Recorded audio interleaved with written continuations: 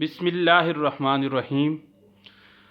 عزیز طلباء و طالبات، آج ہم چھٹی جماعت کی اسلامیات کے دوسرے چیپٹر ایمانیات و عبادات کے دوسرے سبق عبادات میں اذان، فضیلت و اہمیت کے ساتھ آپ کی خدمت میں حاضر ہیں۔ سب سے پہلے اذان کے لفظی معنی آپ کو بتائے جائیں گے کہ اذان کے لفظی معنی ہیں اطلاع دینے یا اعلان کرنے کے ہیں۔ مسلمانوں کو باجماعت نماز کی ادائیگی کے لیے بلانے کی غرض سے جو الفاظ بلند آواز میں پکارے جاتے ہیں انہیں اذان کہتے ہیں۔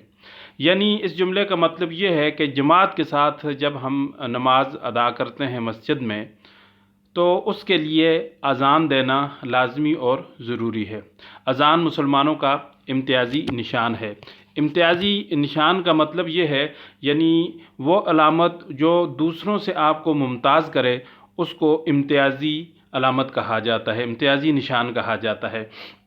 اور کیونکہ اذان بھی مسلمانوں کو باقی اقوام سے منفرد کرتی ہے، الگ کرتی ہے، اس لیے اذان مسلمانوں کا امتیازی نشان ہے۔ یہ آواز ہر روز 5 وقت کی نماز کا بلاوا بن کر پوری دنیا میں بلند ہوتی ہے۔ یعنی ہر وقت سمجھے کہ اذان ہو رہی ہوتی ہے۔ اس وقت دنیا میں کہیں فجر ہوگی، کہیں ظہر ہوگی، کہیں عصر ہوگی، کہیں مغرب اور کہیں عشاء ہوگی، اور ہر جگہ جو ہے نا وہ اذان گونج رہی ہوگی۔ تو 5 مختلف اذانیں ہر 24 گھنٹے میں گونجتی رہتی ہیں۔ تو اس کو فرمایا کہ یہ اذان ہر روز 5 وقت کی نماز کا بلاوا بن کر پوری دنیا میں بلند ہوتی ہے۔ اذان میں اللہ تعالیٰ کی بڑائی کا بیان ہے کہ جب ہم کہتے ہیں اللہ اکبر، اللہ سب سے بڑا ہے، تو یہ اللہ کی بڑائی ہے، اس کی بندگی کی شہادت ہے۔ اشہد ان لا الہ الا اللہ، یہ اللہ رب العزت کی بندگی کی شہادت ہے، 2 دفعہ یہ کلمہ کہا جاتا ہے۔ واشہد ان محمد الرسول اللہ، اس کے رسول صلی اللہ علیہ وسلم کی رسالت کا اس میں اقرار ہے۔ نیز نماز پڑھنے اور بھلائی پانے کی دعوت شامل ہے۔ حی علی الصلاۃ، یہ نماز پڑھنے کی دعوت ہے، اور حی علی الفلاح، یہ بھلائی پانے کی دعوت ہے۔ اب یہاں سے اذان کی تاریخ ذکر کی جا رہی ہے کہ اذان کی ابتدا کیسے ہوئی۔ تو اذان کی ابتدا واقعہ معراج کے وقت سے ہی مسلمانوں پر 5 وقت کی نماز فرض ہو چکی تھی۔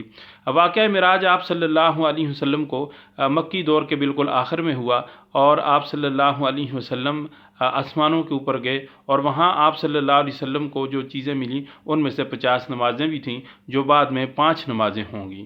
تو جب آپ صلی اللہ علیہ وسلم کو 5 وقت کی نماز امت کے لیے دے دی گئی تو آگے مصنف لکھتے ہیں مگر مکہ مکرمہ میں کفار کے شر کی وجہ سے مسلمان علی الاعلان اور باجماعت نماز ادا نہ کر سکتے تھے۔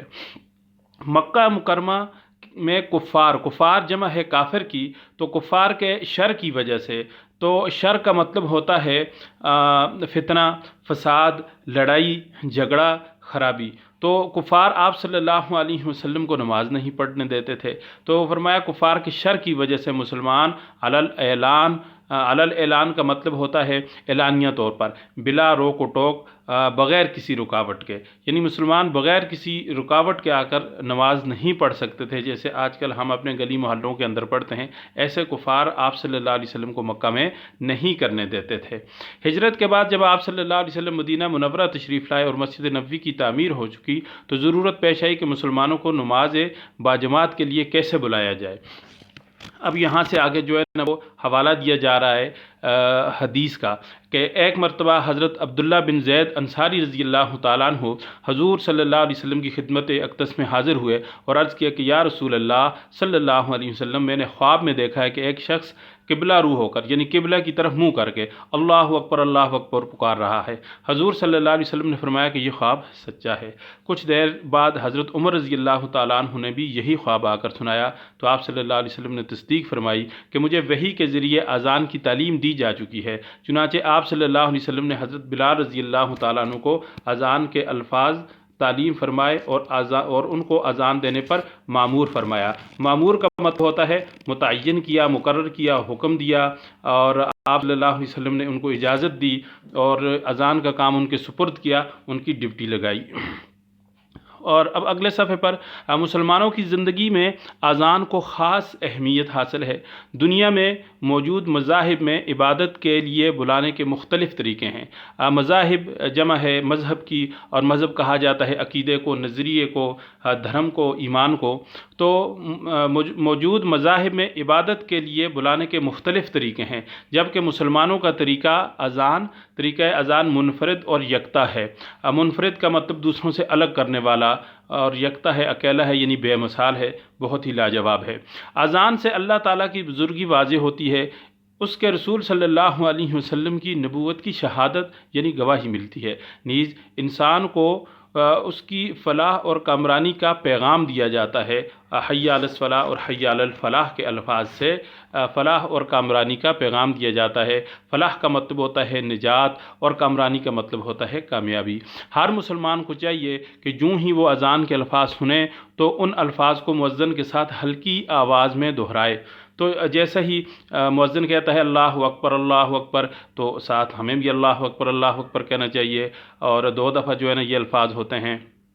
اور پھر اشہد ان لا الہ الا اللہ، تو 2 دفعہ یہ بھی ہمیں دہرانے چاہیے۔ اشہد ان محمد رسول اللہ، 2 دفعہ یہ ہوتے ہیں، تو یہ بھی ہمیں دہرانے چاہیے۔ البتہ اس کے بعد حی علی الصلاح 2 دفعہ اور حی علی الفلاح 2 دفعہ جو آتا ہے، اس کے جواب میں ہمیں لا حول ولا قوت الا باللہ کہنا چاہیے۔ تو یہ 4 دفعہ لا حول ولا قوت الا باللہ ہو جائے گا، اور پھر اس کے بعد اللہ اکبر لا الہ الا اللہ، یہ اذان کا جواب ہو جاتا ہے۔ مؤذن کو اسلامی معاشرے میں بلند مقام حاصل ہے۔ حضرت بلال رضی اللہ تعالیٰ عنہ مؤذن رسول تھے، اذان دینے والے کو مؤذن کہا جاتا ہے، اور حضرت بلال رضی اللہ تعالیٰ عنہ چونکہ آپ صلی اللہ علیہ وسلم کے حکم پہ اذان دیتے تھے، اس لیے آپ کو مؤذن رسول کہا جاتا تھا۔ اس لیے بڑے بڑے جید صحابہ کرام، یعنی کہ کبار صحابہ کرام، بزرگ صحابہ کرام، ان کو سیدنا بلال رضی اللہ تعالیٰ عنہ کو ہمارے سردار بلال رضی اللہ تعالیٰ عنہ کہہ کر مخاطب کرتے تھے، یعنی سیدنا جب آپ کسی کو کہتے ہیں تو سیدنا کا مطلب ہوتا ہے ہمارے سردار۔ تو حضرت بلال رضی اللہ تعالیٰ عنہ کو اذان دینے کی وجہ سے بہت بلند مقام ملا تھا، اور صحابہ کرام آپ کی بہت عزت کرتے تھے۔ اس لیے ہمیں بھی چاہیے کہ جو لوگ ہمارے گلی محلوں کے اندر اذان دینے والے ہیں، ہم ان کی عزت کریں اور ہم اذان کا جواب دیں، بلکہ ہمیں خود بھی اذان سیکھنی چاہیے۔ تو آج کا سبق ہم یہاں پر کریں گے مکمل۔ آخر میں آپ سے درخواست ہے کہ ہمارے چینل کو سبسکرائب کریں، اور ہماری اس ویڈیو کو شیئر کریں، بیل آئیکن کو دبائیں کہ جب بھی تاکہ ویڈیو اپلوڈ ہو تو وہ آپ تک پہنچ جائے۔ بہت شکریہ، جزاک اللہ، السلام علیکم۔